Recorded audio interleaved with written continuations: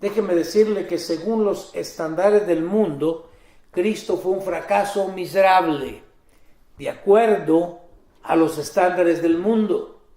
Nació en un pesebre, un lugar donde se alimentaban animales. Creció en una despreciable pequeña ciudad de Nazaret, nadie la quería. No fue a las escuelas aceptadas socialmente en aquellos días. Vivió sin dinero y sin un hogar propio. Fue juzgado y crucificado como un criminal. Murió desnudo, mientras que los soldados romanos se jugaban su túnica, su única posesión. Pero eso fue de acuerdo al mundo. Nosotros sabemos que es el autor, es el creador, es el fundador de nuestra iglesia.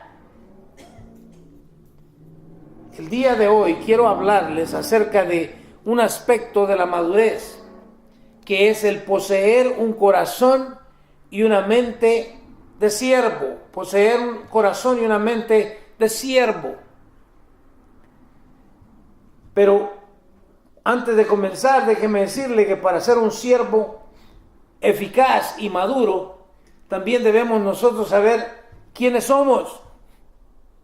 Debemos saber quiénes somos. Debemos tener una identidad que derive de Dios y de sus estándares, y debemos saber por qué estamos aquí.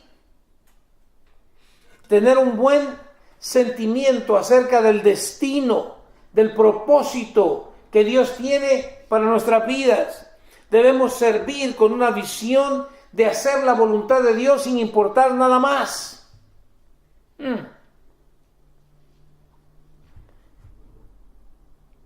Un aspecto de la madurez es poseer un corazón y una mente de siervo. Vamos directamente a las Escrituras y vamos a comenzar con 1 Corintios capítulo 4, versículos 1 al 5. 1 Corintios 4, versículos del 1 al 5. La Escritura nos dice lo siguiente. Dice: así que a Apolos y a mí, considérennos como simples siervos de Cristo.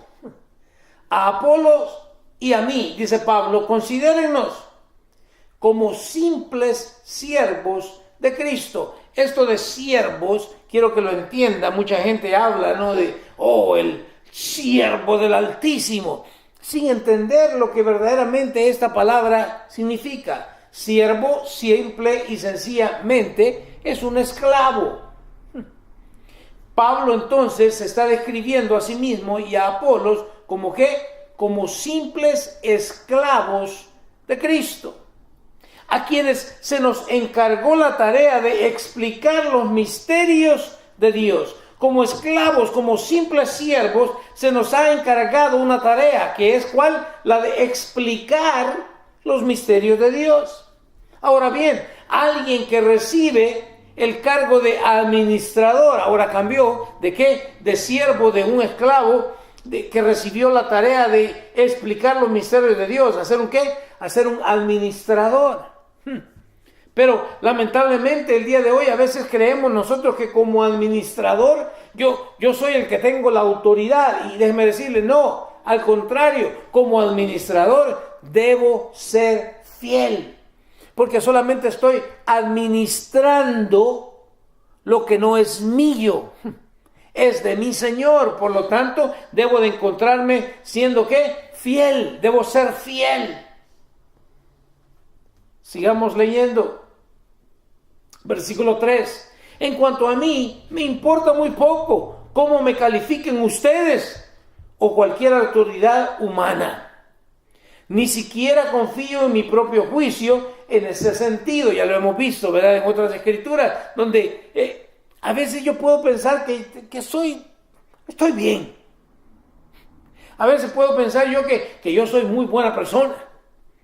Pero nos damos cuenta que a veces yo puedo estar equivocado en mi propio juicio.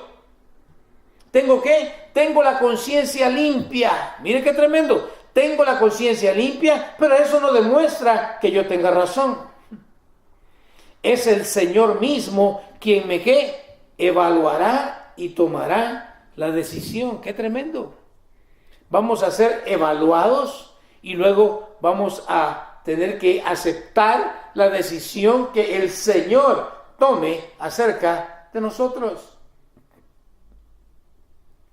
Versículo 5. Así que no juzguen a nadie antes de tiempo, es decir, antes de que el Señor vuelva. Pues Él sacará a la luz nuestros secretos más oscuros y revelará nuestras intenciones más íntimas. Mira qué tremendo. Así que podemos estar haciendo las cosas creyendo que las estamos haciendo para Dios, pero solamente Dios conoce nuestro interior, conoce las intenciones más íntimas, los secretos más oscuros, y Dios los va a revelar un día. Entonces Dios le dará a cada uno el reconocimiento que le corresponda. Me encanta, el reconocimiento que le corresponda. Segunda de Corintios 10:12 nos dice lo siguiente. No se preocupen. No nos atreveríamos a decir que somos tan maravillosos como esos hombres que les dicen qué importantes son ellos. Pero solo se comparan el uno con el otro. Ya hemos visto, no podemos estar comparándonos unos a otros. ¿Qué dice? Empleándose a sí mismos como estándar de medición. ¿Y qué termina diciendo? ¡Qué ignorantes! No podemos medirnos nosotros el uno al otro. Eso no es madurez espiritual. Comencemos entonces. Poseer un corazón y una mente de siervo. Esto implica que debemos tener nosotros un alto nivel de confianza en Dios. Escuche, un alto nivel de confianza en Dios. Y esto parecería un poco absurdo, ¿no? Porque, ¿qué acaso no confiamos en Dios? Si así fuera, ¿por qué entonces cuando viene algún problema a nuestras vidas, cuando viene alguna tentación, muchos caemos o temblamos? ¿Dónde queda entonces la confianza en Dios cuando viene una enfermedad a nuestras vidas? Como que se nos termina, se nos acaba la confianza en Dios.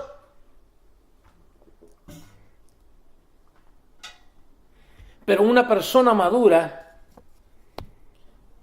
que posee en su corazón y en su mente la idea de un siervo va a alcanzar un alto nivel de confianza en Dios. Filipenses 4:1 nos dice, pues todo lo puedo hacer por medio de Cristo, quien me da las fuerzas. Escuche, porque esto lo hemos malinterpretado, ¿verdad? Lo aprendimos hace muchos años atrás, de acuerdo a la Reina Valera, todo lo puedo en Cristo que me fortalece. Y con esto me aviento a hacer un montón de cosas que Dios no me ha mandado a hacer, creyendo es que todo lo puedo en Cristo que me fortalece. Todo lo puedo. Pues todo lo puedo hacer por medio de Cristo. Es a través de Cristo que yo puedo hacer las cosas que Él me ha mandado a mí a hacer. Es Él quien me da las fuerzas para hacerlo. Primera de Corintios, capítulo 3, versículo 6, nos dice, yo planté la semilla en sus corazones y Apolos la regó, pero fue Dios quien la hizo crecer. Interesante. ¿Quién es el que hace crecer la semilla? Es Dios. Pablo dice, yo planté la semilla en sus corazones. ¿Y qué pasó? Y Apolos la regó. No que la haya regado en el sentido de haber echado a perder las cosas, sino que ¿qué? Sino que la cuidó, la regó con agua. Dio un poco más de crecimiento. Yo planté la semilla en sus corazones y Apolos la regó, pero fue Dios quien la hizo crecer. Es Dios quien nos va a hacer crecer a nosotros. De ahí que decimos que necesitamos tener una relación personal íntima con Dios. 2 de Corintios capítulo 2 versículos 14 al 16 nos dice: así que gracias a Dios, quien nos ha hecho sus cautivos y siempre nos lleva en triunfo en el desfile victorioso de Cristo. Déjeme detenerme un rato aquí. Así que gracias a Dios, quien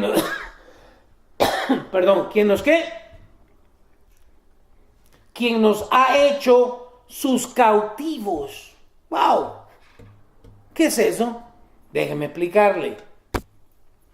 Anteriormente, cuando un rey salía a la guerra y conquistaba a otra nación, traía cautivos con él a todos aquellos que había conquistado. Y los traía encadenados. Y venían y entraban a la ciudad como en un desfile. Y todos aquellos ahí venían derrotados. Mire lo que dice aquí. Así que gracias a Dios, quien nos ha hecho sus cautivos y siempre nos lleva en triunfo en el desfile victorioso de Cristo. ¡Ja! ¡Qué excelente! No vamos como esclavos con cadenas, pero sí vamos como esclavos de Cristo. Hello. Y vamos como Él nos lleva en victoria, en triunfo, en su desfile victorioso. Ahora nos usa, ¿para qué? Para difundir el conocimiento de Cristo por todas partes. Y me encanta, ¿cómo? Como un fragante perfume. Yo no sé usted, pero hay de perfumes a perfumes. Hay perfumes que de plano no sé por qué los hicieron. Porque no despiden un buen olor.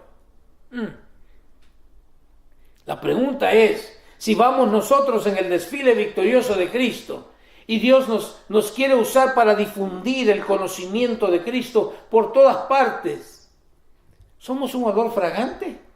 ¿O qué tipo de perfume, de olor estamos nosotros despidiendo?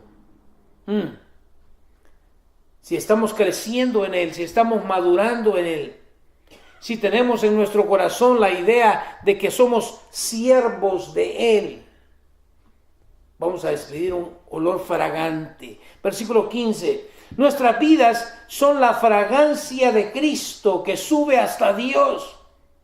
Pero esta fragancia se percibe de una manera diferente por los que se salvan y los que se pierden. Mire qué interesante. Ese olor fragante, esa fragancia de Cristo que dice sube hasta Dios. Pero aquí está la diferencia, que para aquellos que se pierden, ellos lo perciben de una manera diferente. Y los que se salvan lo perciben de otra forma. Veamos cuál es la diferencia. Versículo 16. Para los que se pierden, somos un espantoso olor de muerte y condenación. Mire qué tremendo. Esto es para los que se pierden, pero para aquellos que se salvan, somos un perfume que da vida. ¡Wow! Por eso cuando usted comparte el evangelio con alguien, hay gente que lo percibe como ¿qué? Como algo ofensivo y se ofenden.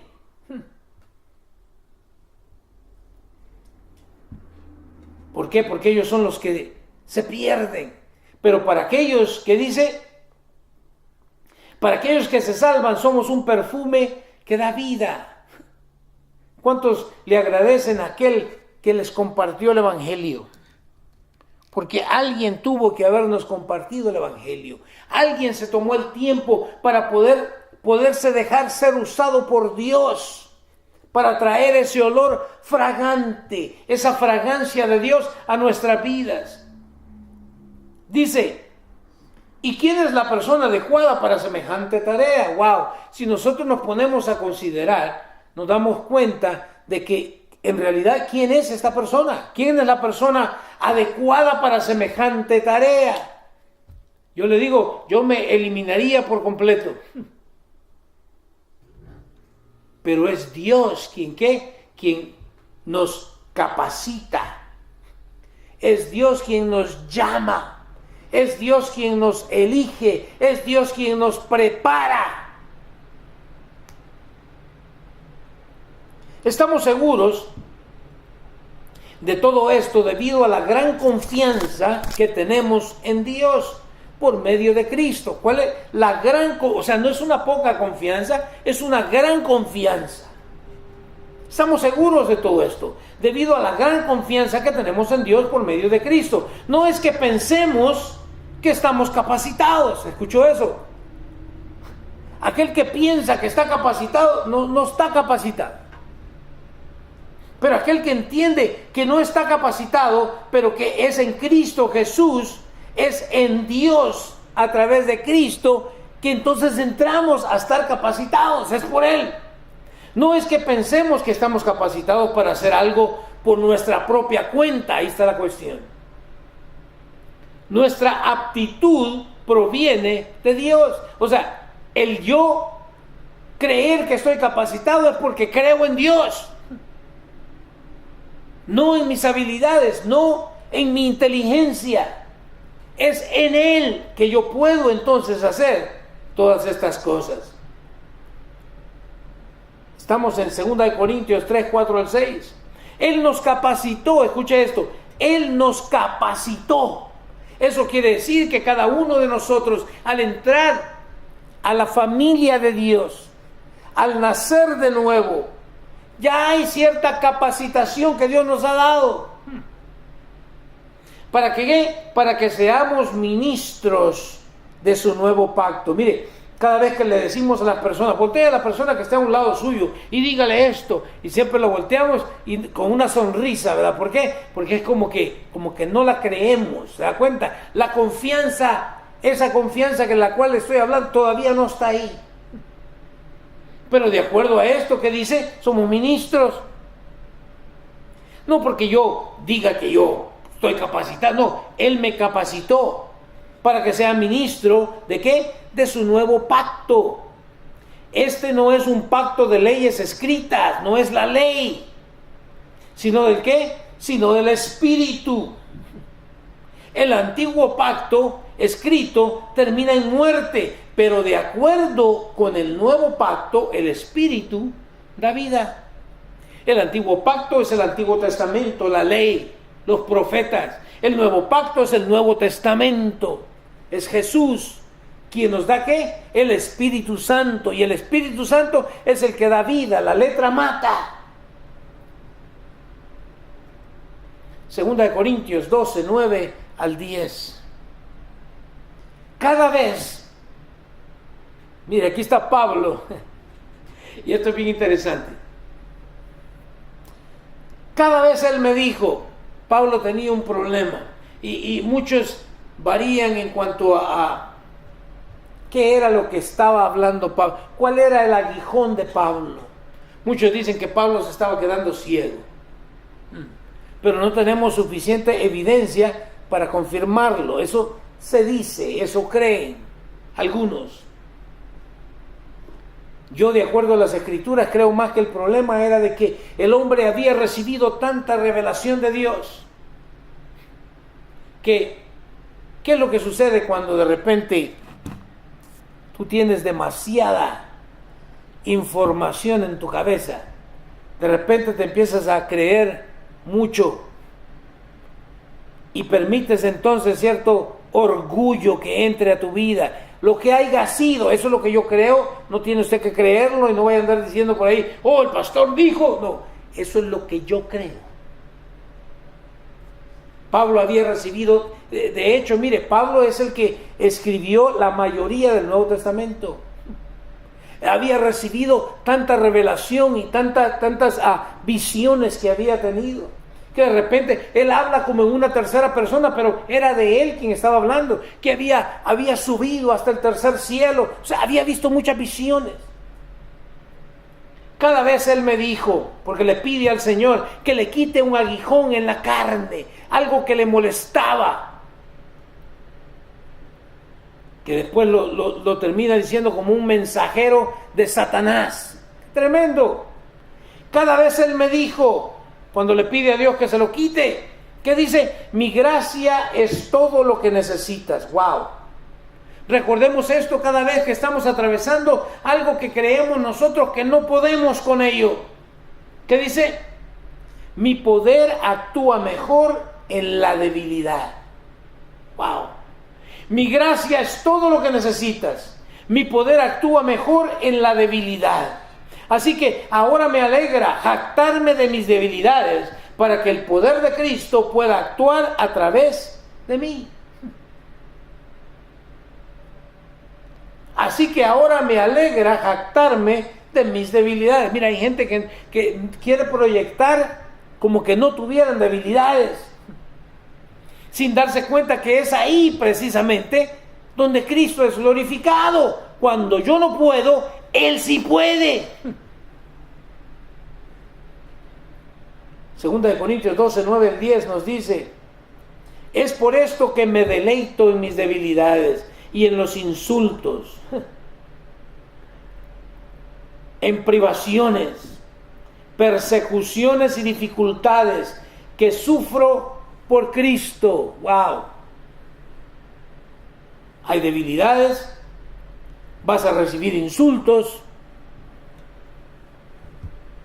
vas a tener que privarte de muchas cosas, vas a tener que recibir persecuciones y dificultades. ¡Wow! Pero esto no es lo que se predica el día de hoy. Bueno, pero esto es lo que dice la Biblia. Pues cuando soy débil, entonces ¿qué? Soy fuerte. Mire, eso es medio raro eso. Cuando soy débil, entonces soy fuerte. Sí, cuando yo reconozco que no puedo, es cuando entonces dentro de mí, como un ser nacido de nuevo, el Espíritu dice: pero yo sí puedo. Ahora entiende, todo lo puedo en Cristo que me fortalece, porque es Él en nosotros el que puede. Número dos, una persona que entiende, que posee en su corazón un corazón y una mente de siervo, va a descubrir y va a corregir. Escuche, va a descubrir y va a corregir aquellas debilidades que pueden corregirse. Va a descubrir y va a corregir. Muchos solamente nos quedamos en descubrir, pero nunca corregimos. Y tenemos que corregir aquellas debilidades. Y cuando hablo de debilidades, no estoy necesariamente hablando de pecados, de inmoralidad. Escuche lo que estoy diciendo. Descubrir y corregir aquellas debilidades que puedan corregirse, porque hay cosas que no pueden corregirse. Si yo fuera más alto, no, Dios me hizo de esta forma. Si mi piel fuera un poco más clara, no, Dios me hizo de esa forma.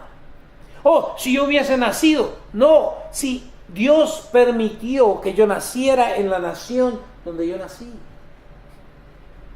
Sí, hay cosas que podemos cambiar, hay cosas que no se pueden cambiar. Éxodo 4, 10 al 13 nos dice: pero Moisés rogó al Señor: oh Señor, no tengo facilidad de palabra, nunca la tuve. Aunque podemos debatir esto, ¿verdad? El hombre fue criado en el palacio de Faraón. ¿Usted cree que no le han de haber enseñado todo lo mejor? Claro que sí. Pero bueno, Moisés rogó al Señor: oh Señor, no tengo facilidad de palabra, nunca la tuve, ni siquiera ahora que tú me has hablado. Se me traba la lengua y se me enredan las palabras. Wow. ¿Cuántas veces Dios nos habla? Dios viene y nos dice: ok, como acabamos de leer, ahora te he capacitado para que seas un ministro, para que hables de mi parte. Y le decimos: pero es que se me traba la lengua y se me entorpece y no puedo.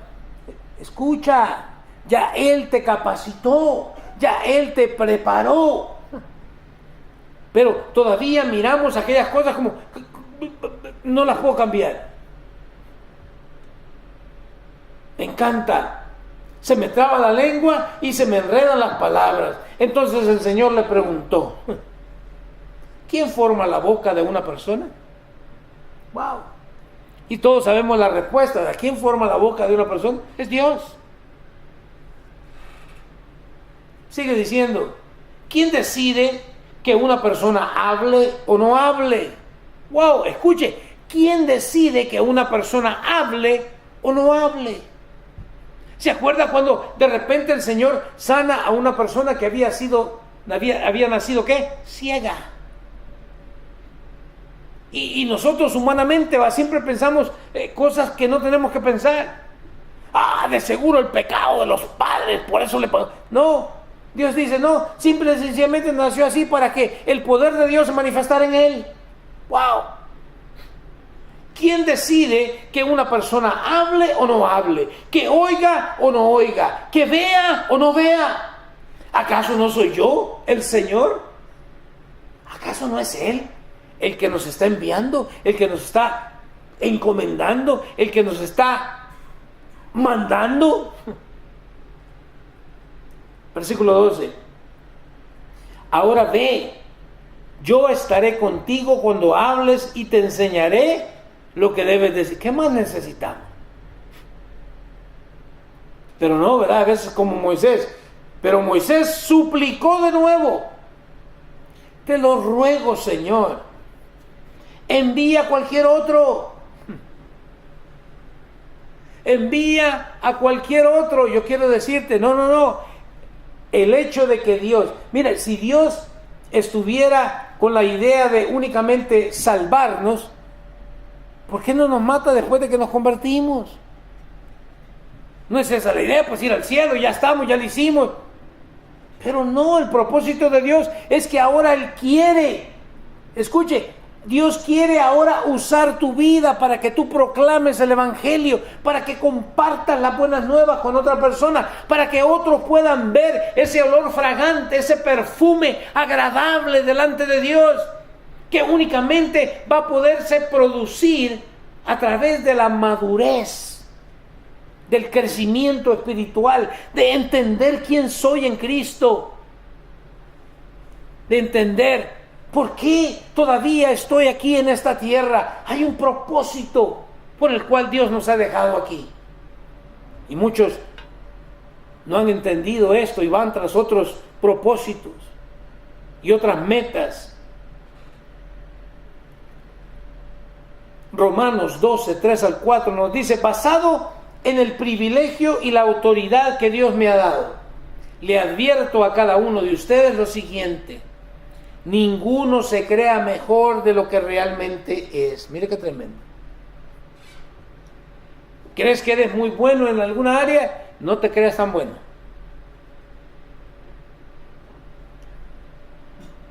Yo he descubierto esto, que siempre va a haber gente mejor que yo y siempre va a haber gente peor que yo. Eso así es. ¿Qué dice? Sean realistas. El evaluarse a ustedes mismos, al evaluarse, sean realistas al evaluarse a ustedes mismos. Háganlo según la medida de fe que Dios les haya dado. Me encanta, porque aún la fe que poseo, Dios me la dio. Sí, ahora entiende cuando yo he dicho, nosotros decimos, cuando vine a Cristo, no, yo no vine, Él me trajo. Yo andaba pecando por allá tranquilo, pero Él siempre me anduvo buscando y de una o de otra forma me hablaba, pero yo no lo entendía. Según la medida de fe que Dios les haya dado, así como nuestro cuerpo tiene muchas partes y cada parte tiene una función específica. Me encanta. Jugamos ese juego, ¿verdad? ¿Y qué tal si tuvieras dedos de los pies en las manos y los dedos de las manos en los pies? No tiene sentido. ¿Por qué? Porque escuche, la mano nos sirve para poder alimentarnos, para poder agarrar un instrumento, una cuchara, un tenedor y poder traer el alimento a la boca, que algunos usan los dedos, pero diferente. Pero lo que quiero decir es de que entendamos, cada parte de nuestro cuerpo, cada miembro del cuerpo tiene un propósito específico por el cual está ahí. Aunque ¿verdad? A veces decimos, me voy a hacer una cirugía porque la nariz la tengo media chueca. Voy a hacerme... Y no estamos contentos. Como Dios nos ha hecho. Cada parte tiene una tarea que hacer. Así como nuestro cuerpo tiene muchas partes y cada parte tiene una función específica. Me encanta. Cada uno de nosotros como miembros de Dios, miembros del cuerpo de Cristo, tenemos una función específica que hacer. Dios, de su gran variedad de dones espirituales, les ha dado un don a cada uno de ustedes. Mire qué tremendo. Cada uno de ustedes, Dios le ha dado, ¿qué? Un don. A cada uno, y no es don fulano, don, hablando de las habilidades o el don espiritual que Dios nos ha dado. Cada uno de nosotros poseemos por lo menos un don, de acuerdo a este versículo. Ahora la cuestión es, ¿qué estamos haciendo con ese don espiritual? O comencemos por aquí. ¿Conoces cuál es el don que Dios te ha dado? Porque si yo no conozco el don que Dios me dio, ¿cómo voy a usarlo? Y una vez conociéndolo, tengo que entender cómo voy a usarlo. Porque también puede haber el ¿qué? El mal uso del don que Dios nos dio. Le ha dado un don a cada uno de ustedes. Úsenlos bien. ¿Para qué? Para servirse los unos a los otros. Mire, el don es para servirnos unos a otros. Me encanta. Servirnos, que es siervos, esclavos de Jesucristo. Yo sé que eso ofende a mucha gente, pero lo siento, así es la cuestión. Cuando nosotros llegamos a comprender este concepto de que somos esclavos, somos siervos de Jesús, de que tenemos un propósito específico aquí en la tierra, cuando alcanzamos a entender la visión de Dios para nuestras vidas, debemos, o esto debería conducirnos a lo siguiente: a ser agradecidos con Dios por quienes somos, porque somos únicos y distintos. Escuche, somos únicos y distintos. Muchos decimos, pero ¿por qué no puede ser este más así como yo? No, Dios lo creó distinto. Y en esa distinción es único. Somos únicos. No hay otro igual que yo. Y ya sé, algunos de ustedes van a decir, gracias a Dios que no hay otro como tú. Sí, pero recuerda que cuando tú dices eso, hay alguien más que también está dando gracias a Dios que no hay otro como tú. No hay, escuche bien lo que le estoy diciendo, un corazón de siervo que sea mal agradecido con Dios.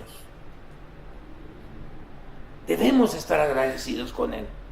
En lugar de quejarnos tanto, y que por qué, y que aquí, y que por qué no fui más alto, o no fui más de esto, o lo otro, o para acá, o para allá, ¿por qué no me dieron a mí el don? No, Él te dio el don que Él quiso, porque Él te preparó para una tarea específica. Y dijo, no, este es el don que le voy a dar a este fulano. Pero debemos ser agradecidos con Dios. Somos únicos, somos distintos. También debemos saber la medida de nuestras fuerzas y desarrollar nuestras habilidades y dones al máximo. O sea, ya descubriste qué don tienes, qué es lo que Dios te ha dado. Ahora explótalo, úsalo al máximo. Pero tienes que saber tus limitaciones, porque todos tenemos limitaciones. No me lo cree. Hay pastores que creen que ellos son los que van a salvar al mundo. Terminan en un hospital. No, el salvador del mundo es Él. Yo solamente soy un siervo, un portavoz. Debo saber la medida de mis fuerzas y desarrollar mis habilidades y dones al máximo. Hay habilidades que tú posees y sin embargo no las estás usando para la expansión del reino de Dios.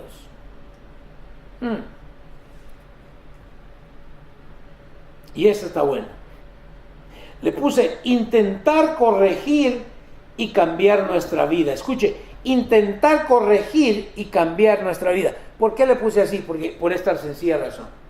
Porque dije, como que mejor le voy a quitar la palabra intentar, porque muchos dicen, pero yo intento, pero no puedo. Y tienen razón. Hay cosas que tú no puedes cambiar. Hay cosas que tú no puedes dejar, que necesitan la intervención de Dios.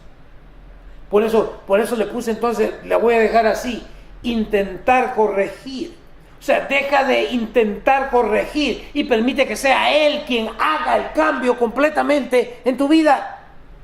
Cuando hablamos de corregir y cambiar, estamos hablando de cosas del pecado, de aquellas cosas que nos estorban correr la carrera que tenemos por delante, de aquellas cosas que nos ponen un peso, que no nos permiten correr.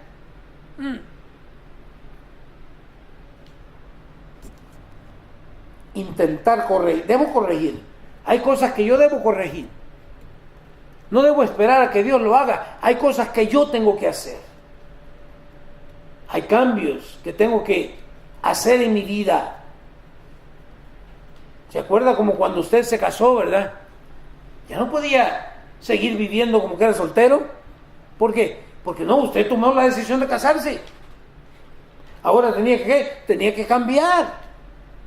Ya no podía salir de la casa a la hora que se le daba la gana. Aunque algunos todavía lo hacen, pero por eso tienen problemas en el matrimonio. Por eso después están ahí buscando consejería, porque se meten en problemas. Debo intentar corregir y cambiar mi vida. Pero solamente las personas maduras son las que pueden recibir corrección. Un inmaduro no le puedes decir nada porque rápidamente se ofende. Por último, no solamente debemos ser agradecidos con Dios por quienes somos, ya que somos únicos y distintos, sino que también debemos saber la medida de nuestras fuerzas y desarrollar nuestras habilidades y dones al máximo.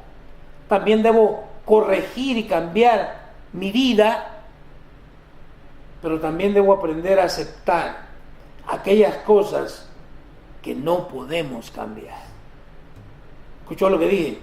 Aceptar aquellas cosas que no podemos cambiar. Hay cosas que sí podemos cambiar, y esas hay que cambiarlas. Ahí, cuando fui la última vez que fui a mi país, mi tío, que ya falleció, me regaló un pedacito de cuero, tiene una oración. Ahorita tenía el nombre, no me acuerdo cómo se llama esa oración. Pero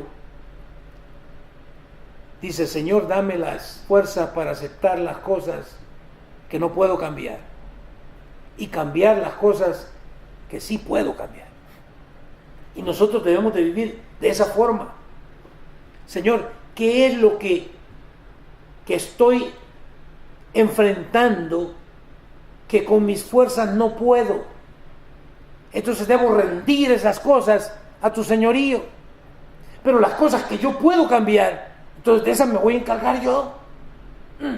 De ese pecado que está habituado en tu vida, ese tienes que dejarlo, ese lo vas a hacer tú. Pero tú dices, pero este es como una cadena que no puedo. Entonces ríndelo a Jesús. ¿Cuántos entienden lo que estoy diciendo? Dios desea que nosotros, mientras caminemos en ese desfile de Jesucristo, vayamos esparciendo ese olor grato, que el mundo pueda ver nuestra vida transformada, nuestra vida rendida completamente al señorío de Cristo Jesús. Hay mucha gente que esa va a ser la única forma en que puedan ver que Dios es real. Cuando miren el cambio, la transformación en la vida de otra persona. Dios quiere usarte, pero para usarte tienes que rendirte a Él. Ahí donde estás, cierra tus ojos, inclina tu rostro. Vamos a orar.